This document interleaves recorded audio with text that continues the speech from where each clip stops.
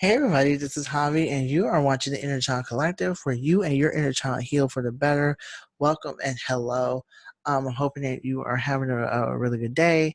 It's Labor Day, so I don't know whether or not folks are still working, but nonetheless, I hope that everyone is okay and safe out here in these streets. Okay, because there's a lot going on. Um, and Yeah, there is a lot going on. So I'm so glad that we're able to have this conversation because what I wanted to talk about, which is pretty much very relevant at this time, um, is intersectionality and being aware of intersectionality. So today we're going to be talking about the inner child and intersectionality. And so before we get started with that particular topic, I definitely want to tell y'all a few things. Especially, I want to start with myself. Introducing myself to people who are just now finding this platform. So, I'm a psychic and intuitive medium and author who specializes in inner child therapy. And the way I work is I place a strong emphasis on generational and historical trauma we've experienced as children. I also discuss the archetypes we've adopted and internalized as a result of the trauma. And I also focus on the unconscious stories we tell ourselves about the self as adults and how we can rewrite those stories by connecting with our inner child. And I also have some announcements in regards to services.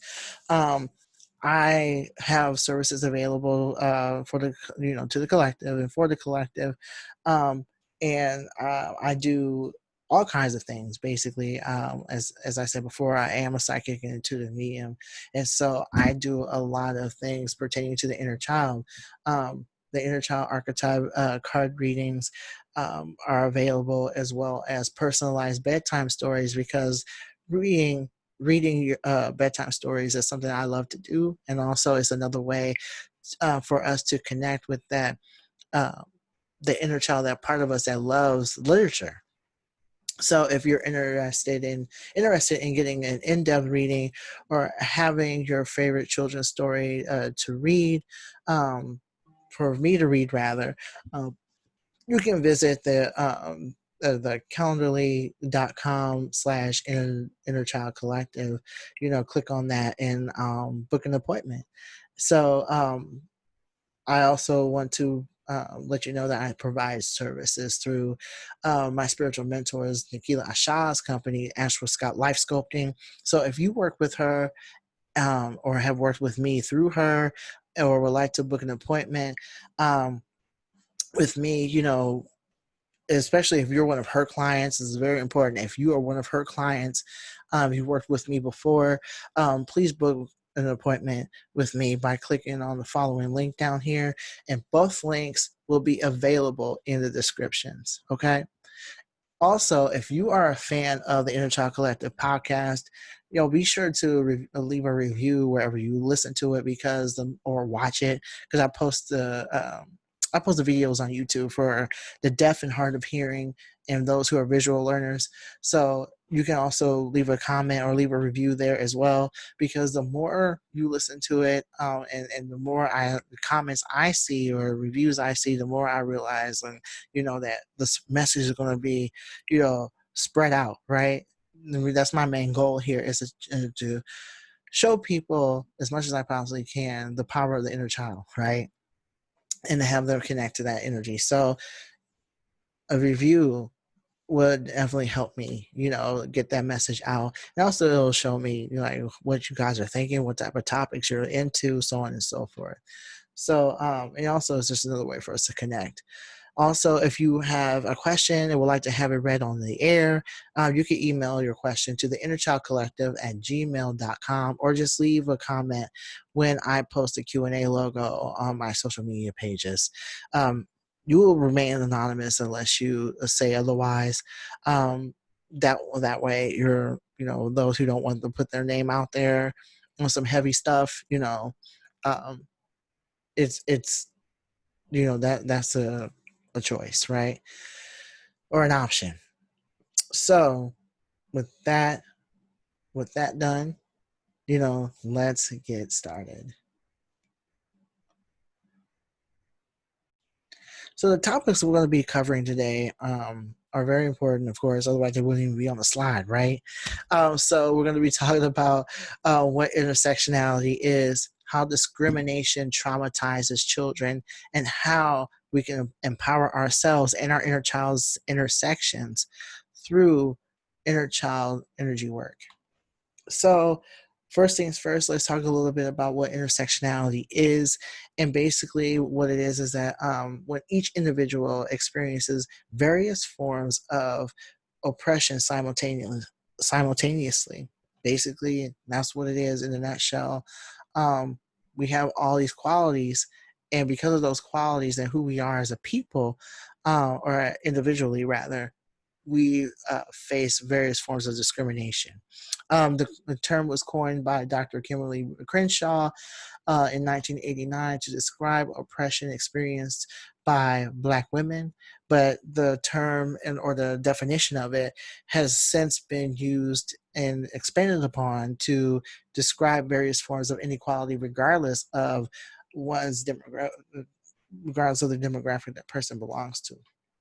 So here's some examples of intersections here: race, gender identity, physical, neuropsychological abilities, people with ADHD, um, autism, so on and so forth. Mental health is one. Social economic status, spiritual and religious affiliations, physical attractiveness. There are people who go through discrimination based on what they look like, right? Um, or what their body looks like, what their face looks like, so on and so forth. Um, Body size, fatness, and thin privilege, sexual orientation, physical affiliations, political affiliations, um, sex, familial status, and skin color. Now, I'm going to be using myself as you know, as an example to show you what intersection looks like, and what someone's intersections will look like, right? So my intersections are that I'm Black, I'm agender, transmasculine, and I have depression, anxiety, and PTSD. I will also be considered impoverished for the time being, but I'm changing that. I'm putting that out there. I'm changing it, but basically for the time being, I would be considered impoverished. Um, I am a psychic and intuitive medium. I have a fat body. There's nothing about me that's skinny. And I have inattentive ADD. So, because of my intersections, I experienced, certain types of discrimination: racism, transphobia, fat phobia, years of fat phobia, right? And I should have put that on the list I have here. But basically, fat phobia, ableism, economic discrimination, and spiritual discrimination. So the purpose of our intersections and our relationships with our intersections are to, for one, highlight the many ways each person experiences discrimination, paying attention to the type of discrimination that we are going through based on who we are and the attributes we have. Okay. And then we are to examine and reflect how we can address the forms of discrimination in order to reduce or eliminate said forms of discrimination. And when we know about you know our intersections, we are aware of the discrimination that we go through based on those intersections. When we understand like the inequality that we go through, we can address and the issues at hand, so no one else will go through that. Okay, we're also to encourage. They're there also. Sorry, I'm really tired, but basically, like we're to understand our intersections and the relationships with them. To also encourage to look at our history, at our own history, and the history of our people. Okay, and our own history of those who are experiencing those same intersections. So we can recognize and internalize our personal and political and spiritual power. So let me say all of that again. You understand? Basically, we are to understand our intersections and the relationship with those intersections, to highlight and understand the type of discrimination we are going through based on who we are. And then as a result, we are to examine and reflect on how we can change the situation by addressing those forms of discrimination, so no one else will go through that. Okay. Or to reduce the issues that we go through based on our intersections, based on the forms of discrimination that we go through, because then that will also encourage us to look at our own history, okay, our own personal history, and also the history of those with the same intersections. Okay, so we can understand how they you know, overcame adversity, and also to understand our achievements, to recognize our achievements, despite what type of discrimination we are going through. And because we know our history, our own history, and the histories of those who have gone through those same issues and problems, we're able to understand and internalize our personal, political, and spiritual power. Okay, so this is how discrimination traumatizes children, because it not only traumatizes adults or victimizes adults, it also starts when we are children. Okay, and it's important to understand that before I even go on, it's important to understand that our inner child sees what we go through. Our inner child is stored once we become an adult or a chronological adult. Our inner child is very much stored in our unconscious mind, and so they're still seeing, even though we are adults, we're still seeing the world through the eyes of a child, of our inner child. And so they still understand what's going on. They still see what's going on. And it's up to us to tap into that energy, so we will understand what they are witnessing, how they are processing the information.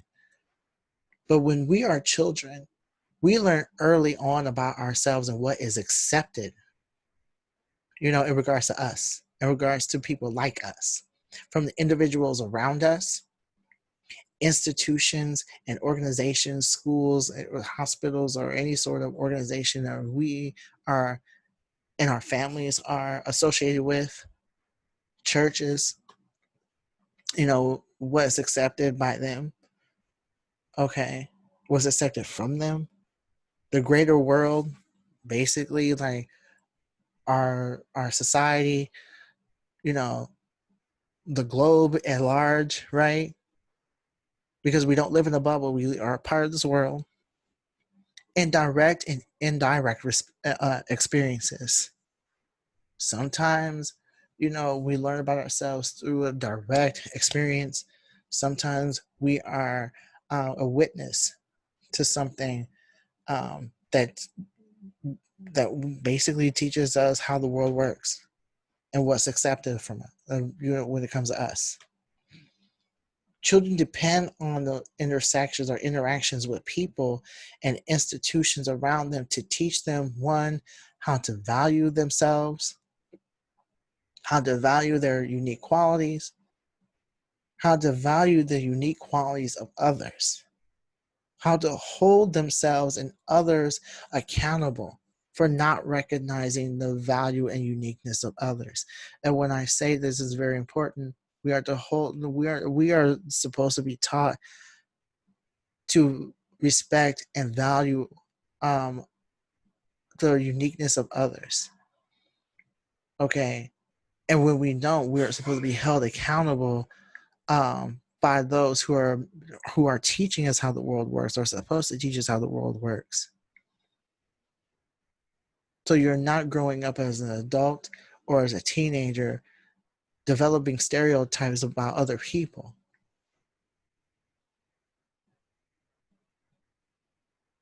We're also taught as children, we depend on these interactions to learn how to value the history and achievements of the demographics to which they belong. So basically, when we learn our history and know the history of our people and know the history of our families and the achievements of the not only the demographics, our demographic, our family history and our political history, we will learn that from our families. Our families are the first teachers let's be real. So it's up to the family to know their history and the history of the people, of the demographic they're a part of, in order to know, in order for us to be, in order for us to know our power and what we're capable of and what we're able to achieve as a result. Discrimination towards the child or maybe their family occurs when individuals in positions of power directly and indirectly cause harm to the child and their intersections. When you're when I say position individuals in positions of power, I'm talking about not just parents, but teachers, older friends, someone that we look up to, someone that we know and trust. Because when you trust someone and give, that's the energy exchange. And when you do an energy exchange with someone who you look up to, they're in a position of power, especially if you're looking up to them. So discrimination towards a child occurs when individuals of power, whether it be a teacher, a parent, older sibling,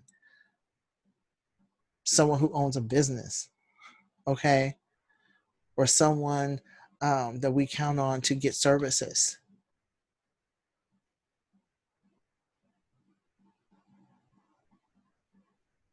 Individuals of positions of power directly and indirectly cause harm to the child, their intersections. And the reason why I say indirectly is because sometimes it's not direct. Sometimes individuals in positions of power, regardless of who they are, can cause harm to family members or cause harm to somebody you care about, and that affects you because whatever is happening to that person is going to come back to you anyhow, especially if you are counting on that other person who has been discriminated against to have your basic needs met, or you're counting on them to learn about the world. Okay. With that being said, the child's intersections are oftentimes weaponized against them, especially if the child is a part of a marginalized and colonized demographic. Black children and non-Black children of color are more likely to experience discrimination based on who they are and the attributes they possess. We are less likely to get medical services. We are less likely to have um, adequate housing. We are less likely to have adequate food. So there's food scarcity, food discrimination. We're more likely to be in jail or get locked up or be disciplined because of who we are and the stereotypes that comes with who we are or associated with who we are, the stereotypes that are associated with who we are and the attributes we possess. More so than our white counterparts, marginalized and colonized children are more likely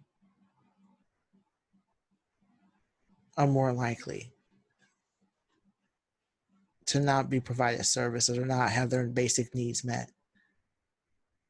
And especially, and this also is convoluted and is a lot more complex, but sometimes we weaponize um, our intersections, are often weaponized by our own people.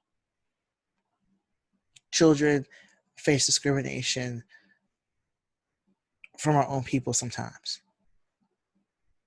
especially if that child is a member of the LGBTIQA community. There are a lot of instances where Black children um, who identify as trans, gay, lesbian, have been with someone of the same sex, who don't follow what is considered the stereotypes, the typical Black stereotypes. They don't follow that status quo. They are discriminated against. But that's a whole nother episode altogether. In fact, that is something I'm going to talk about because it's time for us to talk about that extensively. It's time. right? But moving on, the child is then introduced as a result of their intersections being weaponized. The child is then introduced to various forms of discrimination, such as, but not limited to, social discrimination, political discrimination. If a black man or a black woman or a black boy or a black girl kneels, they get suspended just because they are seen as a problem now. So they're being discriminated against because of um, their political ideologies. A lot of kids got suspended for protesting discrimination and inequality in their schools, or threatened with suspension or expulsion as a result of walking out of class for for political reasons. Economic discrimination and religious and spiritual discrimination. The result of their intersections being weaponized against them is that regardless of the severity of the discriminatory action, the child will unconsciously internalize the message behind the intent.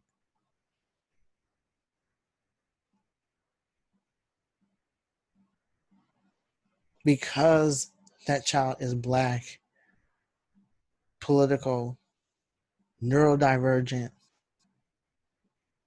and from a poor family, they are more likely to be reprimanded or suspended or be discriminated against by a teacher or institution, um, and they internalize the message. The message that they receive is that there's something wrong with me. I'm not good enough. It's my fault that something, like, because I am this way, it's my fault that I am being picked on. It's my fault because I'm black, trans, and um, and neurodivergent. Using my attributes as an example.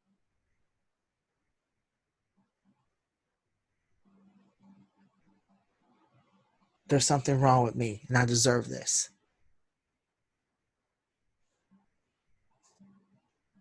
This then causes the child to personalize the attack or the other parties on the other party's intersections, which trigger an emotional reaction from it within the child.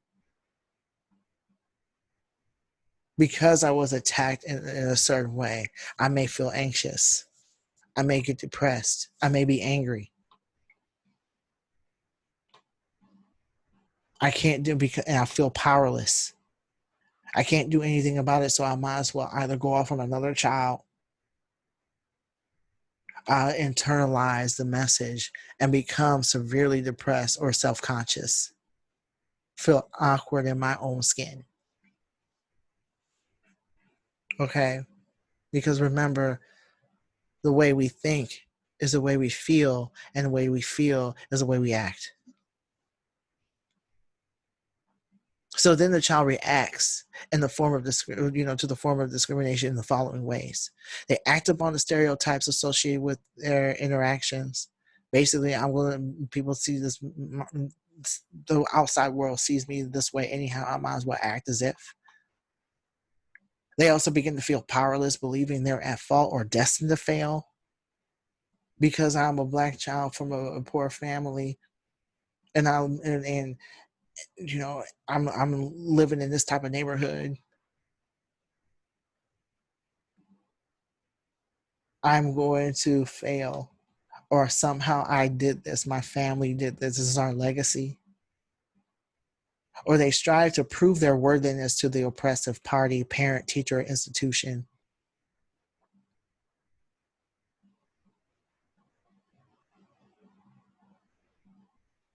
I I am worthy. I am smart.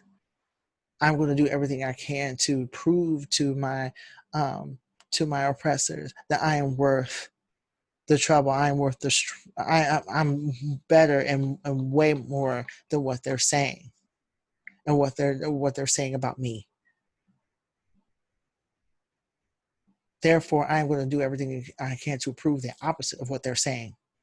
This is one of the reasons why respectability politics is a thing.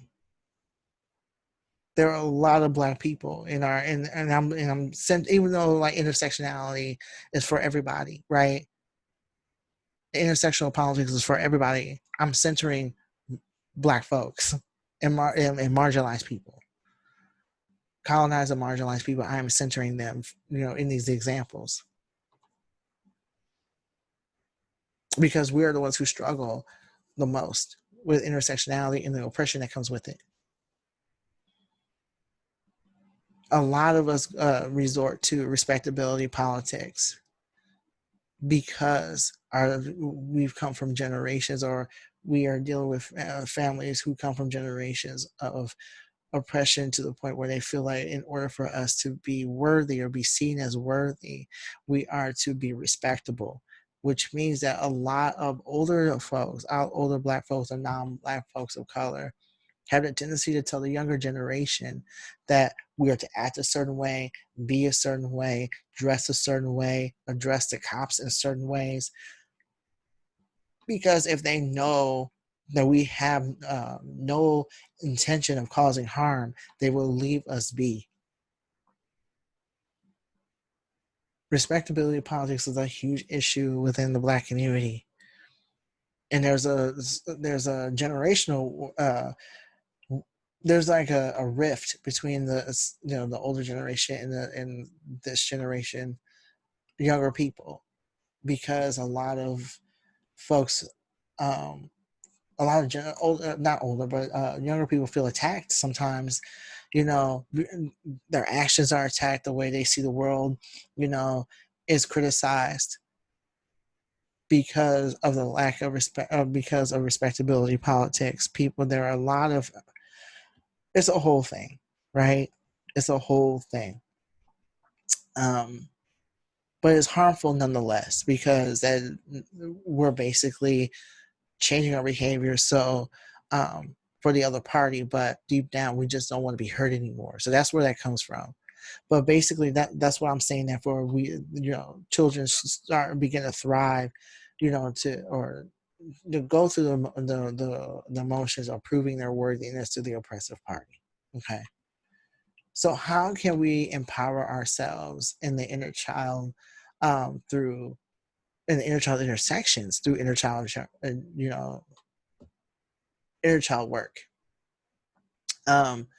Because child trauma survivors were not taught to value our intersections, because of folks telling us that our intersections were wrong, in some way, shape, or form. We were not able to value ourselves and our qualities, because we grew up as adults, because of these messages. Remember, like, a lot of our stories are stored in our unconscious mind, and so what ends up happening is that we still live by the messages, or live with the messages, and internalize those messages, that we are not to value ourselves and our qualities, because our intersections are somehow an issue and a problem to everyone else.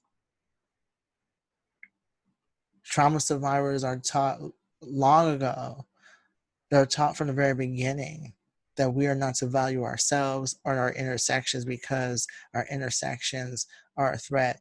And remember, sometimes discrimination happens within our family, and our families, again, are our first line of defense. They are our first teachers.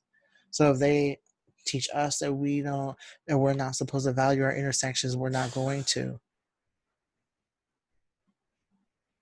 In many cases, we receive the messages from the discrimination we faced, that our intersections were a threat to the greater society, our immediate environments, and the people around us, or the people around us. Because sometimes discrimination doesn't happen in our home, it happens outside of our home, and there are people around us, who see our differences as a threat, which is one of the reasons why things like racism, sexism, transphobia, homophobia, fat phobia are a problem. We are othered. We are seen as the other because of our intersections. Even within our own family, we may be seen as the other, especially if you are not acting upon some stereotype, that of what's, a certain demographic is supposed to be like, how they're supposed to think, how they're supposed to act, how they're supposed to feel about certain things. So sometimes we are seen as a threat. Our intersections are seen as a threat, therefore we are a threat. And when something is a threat, it is feared. And we know what happens to things that are feared. And people who are feared, they are targeted. Our intersections are also seen as qualities to fear and to be ashamed of, because they are ashamed. People outside of us or institutions, people, places, and situations see us as a threat. What happens is that we internalize a lot of their fears. We begin to believe that something is wrong with us because of the interactions we have with the outside world and their reaction to us, right? Because you're othered, there is something that, to be ashamed of. And as a result, the child wants to be somebody else, or or would like to, or wish they were born to be, to be someone else.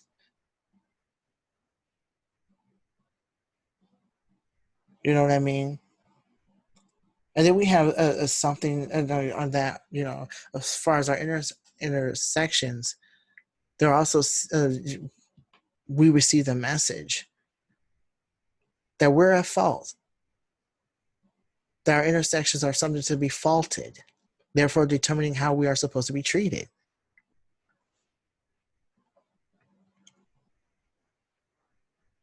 Our intersections are a threat,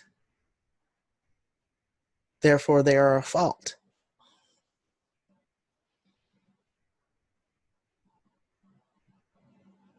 Therefore, we are supposed to be treated a certain way because of those faults.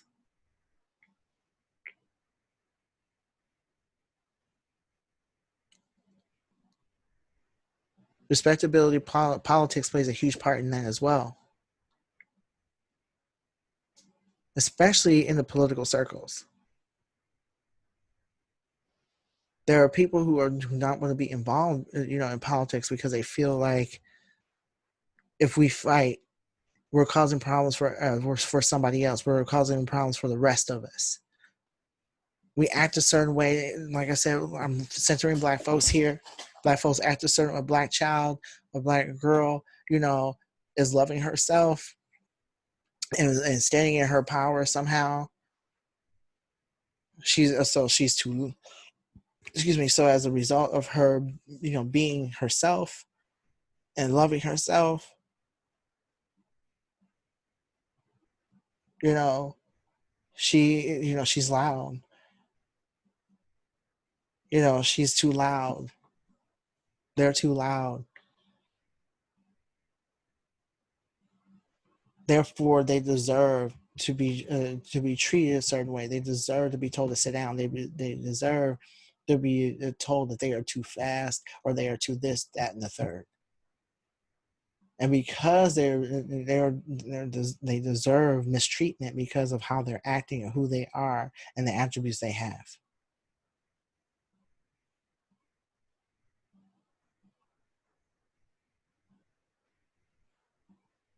We walk around thinking that because of who we are, we deserve to be othered at this point. Okay, so that's what all that means basically. When we're seen as a threat and we're seen as an other, somehow we internalize the message that somehow something's wrong with us. So, with that being said, This is a reflection writing exercise for the collective. You know, it is going to be up there for you to read or to listen to. Um, so this is something to reflect on. So let's talk about the like our intersections and to focus on the intersection um, that have been weaponized against us. So basically, there's a writing exercise talking about that. And this is also a time for you to connect with your inner child and tap into your inner child and allow them, you know, to hear what you have to say and vice versa.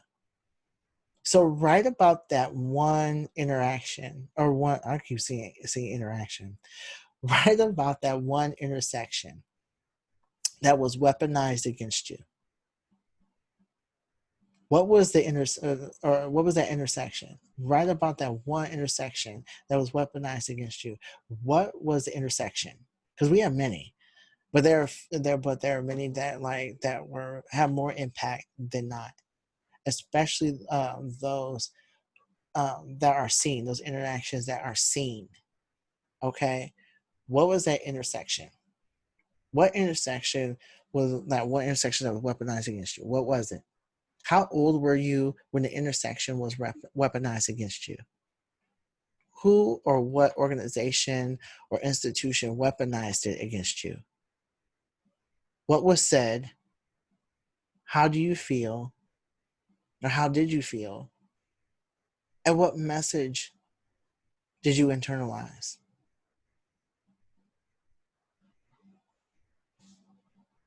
Okay, so let's read that one more time. What was the intersection? How old were you when the intersection was weaponized against you? Who or what organization or institution weaponized it against you? What was said? How did you feel? And what message did you internalize?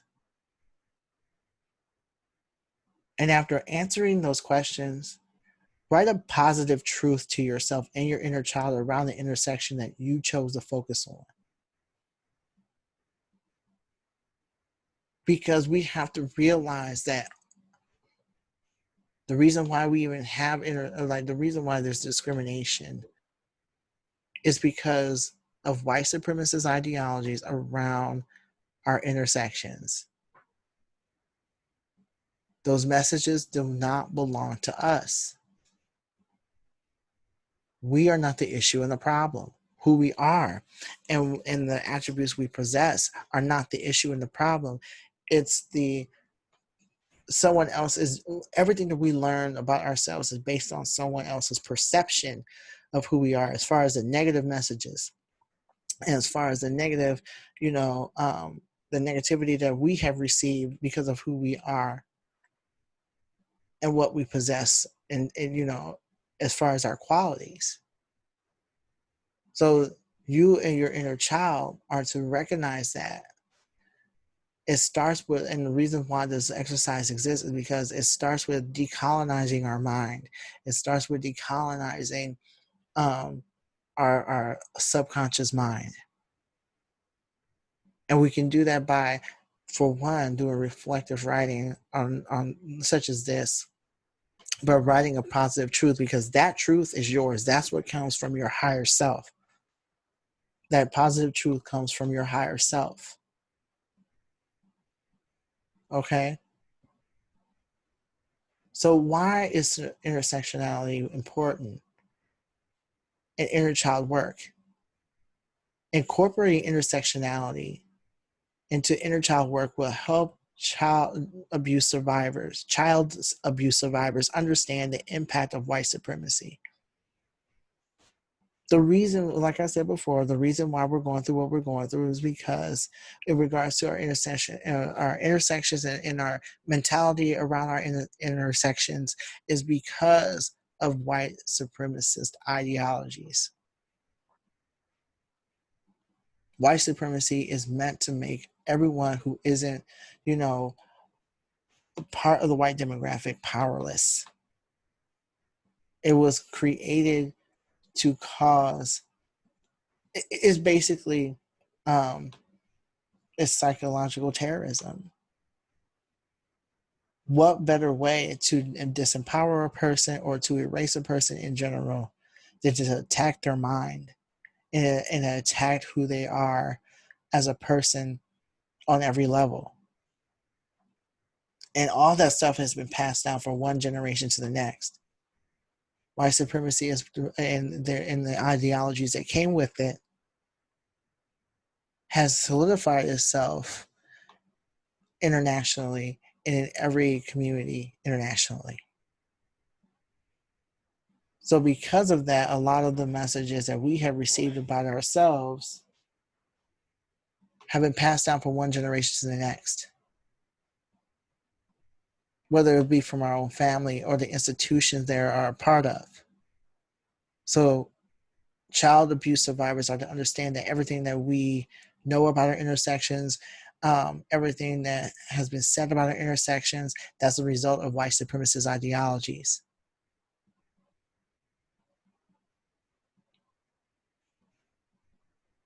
And with that being said, incorporating intersectionality into your inner child energy work will also help child abuse survivors understand the impact of generational and historical trauma. I meant to say child abuse survivors, I skipped the word, sorry. But to help child abuse survivors understand the impact of generational and historical trauma. Let me change that real quick, because that's going to bother me. I'm reading the PowerPoint, so I can do that.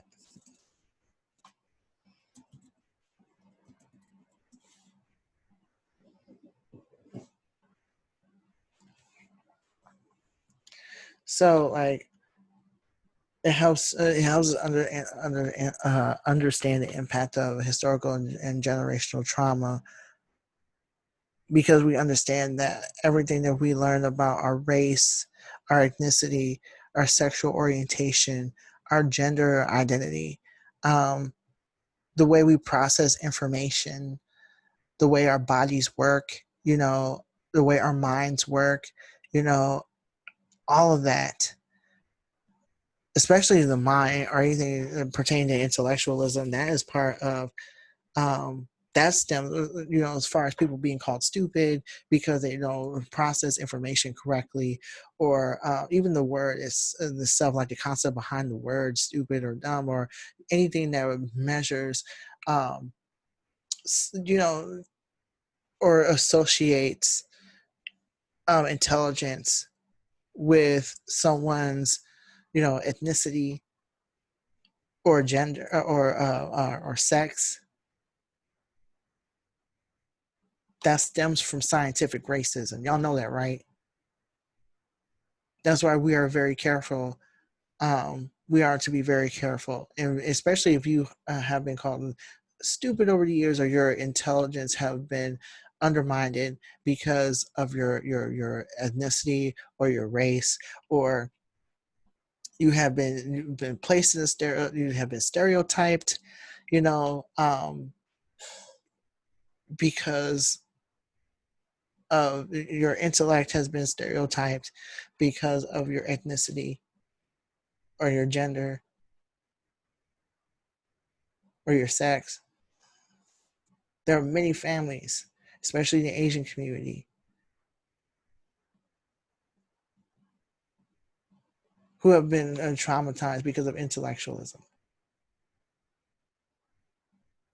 And that stems from a scientific racism. Black folks have been told Black children are less likely to have adequate education because scientific racism told the general public that white folks are smarter and more intelligent and more refined intellectually than their Black counterparts.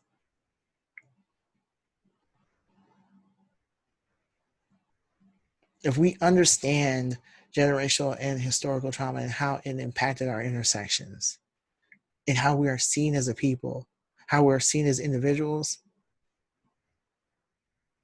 we begin to strip the power away from the generational and historical trauma.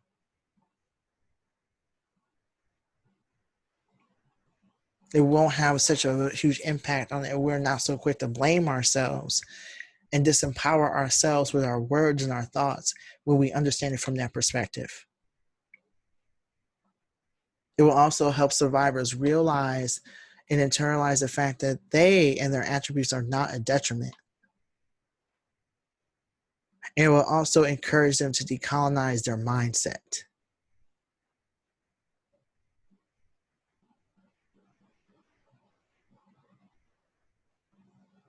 Because again, one of the reasons why we go through what we go through in regards to who we are, in regards to intersectionality, is because we internalize a lot of those messages that have been forced upon us in so many ways. So the result is the survivor will begin to honor and cherish their inner child because their inner child sees everything, experiences everything that we have gone through, and they will continue to do so until we address what's going. We address them and connect with them and help them heal. This is just another way to go through this process of healing. Is understanding all of your intersections and how they were weaponized against you. So these are important notes to remember. Okay. Labels are not the issue, but the way they are used to disempower the people. And I'm saying this to the spiritual community or anyone who feels that that the issue belongs to the label or the label is the issue. The labels are not the issue. It's the way they are used to disempower people. Okay. One's experiences with discrimination will shift based on the person's life changes. I wanted to talk a little bit about this because this is very important if you are trans or non-binary, or trans and non-binary, right? Or you're a member of the LGBTIQA community, or somehow you become like physically disabled, um, or face some sort of physical ailment as a result of whatever, right? Or even as you age, your discrimination will change, or because your intersections will change. Your experiences with discrimination, So let me start over because it's like your intersections. Some of your intersections will change over time, especially when you start to age. Especially if you were to come out of the closet. Especially if you were to be disabled in some way, shape, or form. Um, because we go through some sort of changes, sometimes like things happen, right? And I'll use myself as an example again. And until I transitioned, I was seen as a cis woman. I was seen as a cis woman. Um, I was seen as a cis woman, and so my intersections, because my intersections were different at that time, I was treated as a cis woman. I went through I went through as far as discrimination. I went through, um, forms of discrimination that are associated with Black women. But when I transitioned and began to medically transition and began to look more masculine, um, I went through a whole nother. My intersection shifted, and I went through a whole nother form of discrimination, which is transphobia. So your experiences with discrimination will shift. Your intersections, because your intersections will shift. Once you get older, you may go through ageism. More likely we'll go through ageism. If you were to be paralyzed for whatever reason, God forbid, you will go through ableism and disability discrimination. especially if you don't, especially when you are not provided the services that you need in order to maintain a quality of life. So that's what all that means, right? Discrimination against children's intersections can occur within our own families and demographics. There are many stories about family members being discriminated against or being seen a certain way because they're because of their attributes and who they are. This is one of the reasons why children get kicked out of their house when they come out as gay, or when they come out as trans, or they are no longer wanting to be Christian. They're like, colorism is a huge thing in the Black community, where dark skinned family members may be less revered than, more likely to be revered than the light skinned family members. And it causes some friction within the family, or within the Black community as a whole. Okay, this is one example. Is one of many examples of interfamily discrimination, or you know discrimination within the same demographic. Okay, all that stems from white supremacy and white supremacist ideologies. Okay, as far as how we feel about one another, and the intersections being weaponized against family members, that stems from white supremacy. At least as far as the mentality that someone is to be within the family, is to be othered. Intersectionality affects everyone, regardless of who you are. It affects everybody. Affects everyone. No one is exempt. No one, regardless of your socioeconomic status, regardless of your ethnicity, regardless of anything and everything, you are going to experience intersectionality, because we all have intersections. We just experience discrimination in different ways. And it's up to the survivor to teach their inner child to love, honor, and accept their intersections.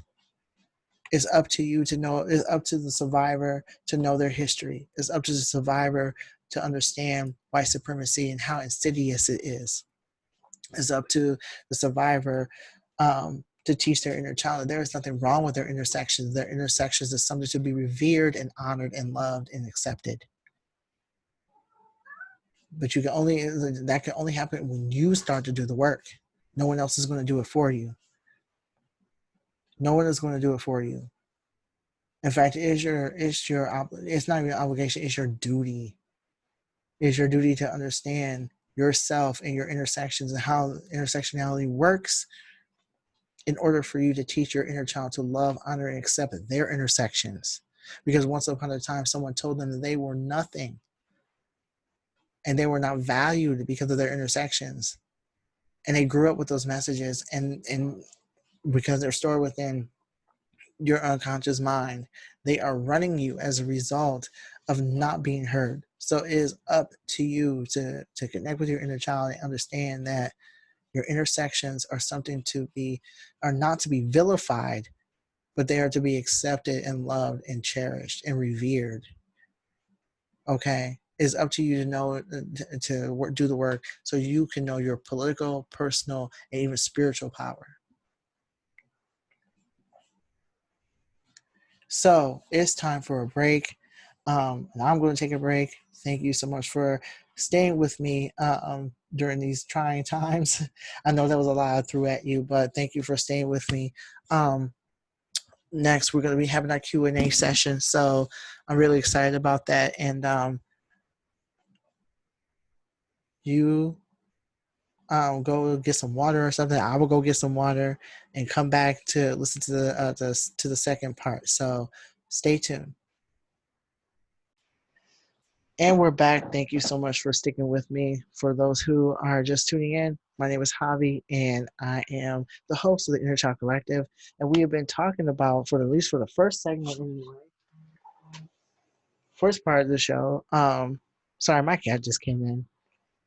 Um, so we are pretty much done with the discussion about the inner child and intersectionality. So now it is time for our Q&A session.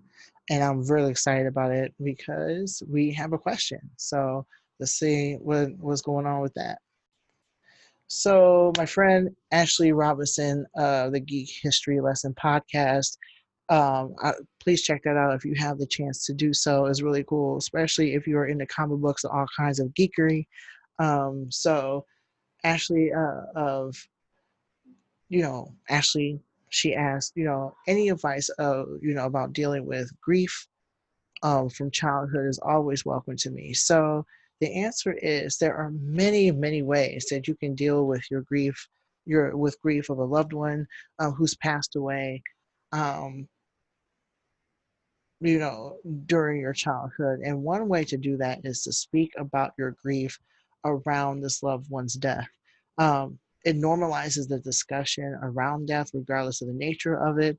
And also, it helps to express grief around the loved one's death, especially if that death is tragic. There are many folks who just don't like to talk about it, because they want to spare the child of the details. But please like talk about what happened, with your child, or have someone talk about it with you, so you will have closure for yourself, and you'll begin to go through the grieving process, in a way because you have more information, and also build an ancestral altar. This is a way to honor your loved one who's an ancestor who can be a guide to you, and also do an activity you and your loved one enjoy doing together and celebrate that loved one's birthday. I know that my grandmother's birthday is coming up on September 15th. I will be doing everything I can to honor her by celebrating her birthday with her. And also, if you didn't have a close relationship or no relationship at all with this loved one, but you still grieve, um, ask yourself what it is about the relationship and the loved one you're actually grieving. Because this isn't time for you to ask, are you grieving the relationship? Are you grieving the fact that you didn't have a relationship with this person, or that you were not close enough with this person? So it will give you an opportunity to understand what you are actually grieving if you did not know this person and didn't have a close relationship with them. Okay, write a letter. Another way to connect with this person and their energy is to write a letter to this loved one and read it aloud. Reading it to a picture, if you have a picture of this loved one, that's cool. But um, if you don't, that's fine as well. In this letter, tell them about yourself and your life. Tell them about your achievements. Tell them what they've missed by not being present, in the physical. Tell them how you feel about them not being present, because especially if they were still here and you didn't have a relationship with them, tell them how you feel. Tell them how you feel. Okay.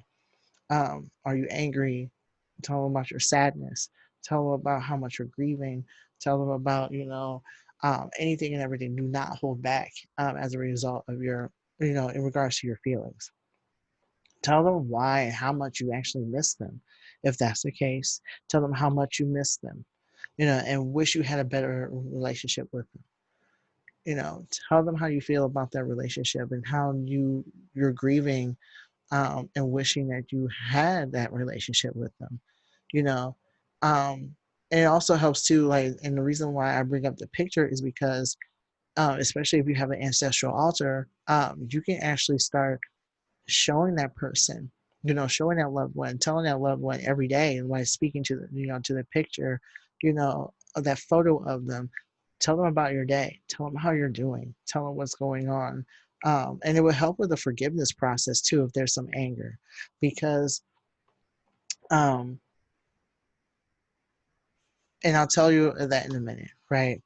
Um, but it's just another way for you to connect with that loved one and to develop that relationship with that loved one, especially if you didn't have a close relationship with them or they're no longer here.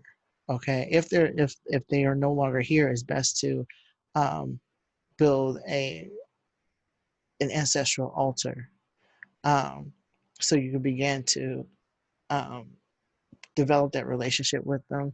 And the reason being is because as ancestors, they may not, they are able to help you. They are able to heal with you energetically, considering that they were not able to do that when they were here in the physical.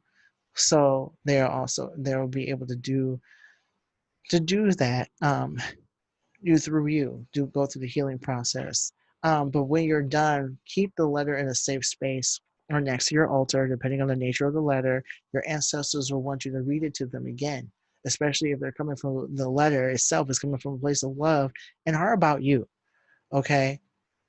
And an important note, remember that sometimes, again, that our loved ones didn't know any better while in the living world. So our ancestors learn a better way of living. They learn a better way when we start to heal and when we start um, incorporating them and involving them in your healing journey. Okay. So that is all we have. Thank you so much for, um, thank you so much, Ashley, for your question. That was really awesome. I hope I answered your question. If not, if you need clarification, by all means, let me know. And that's for anybody. If I didn't answer your question correctly, or you, if you have any questions or other, or I guess need clarification, I guess, by all means, let me know. Right. Also, follow Ashley Robinson on Twitter and and all the websites where they have podcasts. Geek History Lesson is really good, and also she's just a phenomenal person. Anyway, and I'm just saying that I'm just geeking out and being a fan person at this point. But remember to follow me if you like this content, if you resonated with the question, or the answer or anything, right? If you resonate with this episode about intersectionality, be sure to follow me on the following uh, um, hosting sites, podcast hosting sites, and also on YouTube where the video will be posted.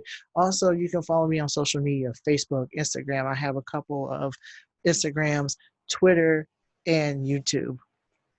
And also, again, I provide services centering the inner child, everything from the inner child archetype readings to personalized bedtime stories. So if you're interested in getting personalized services, please visit my site here, calendly.com/the inner child collective to book an appointment. And for those who work with my spiritual mentor, Nikila Ashad, through Asheville Scott Life Sculpting, be sure to book an appointment by clicking on this link here, and both links will be in the descriptions. So thank you so much for your support. I really appreciate you. Until next time, peace.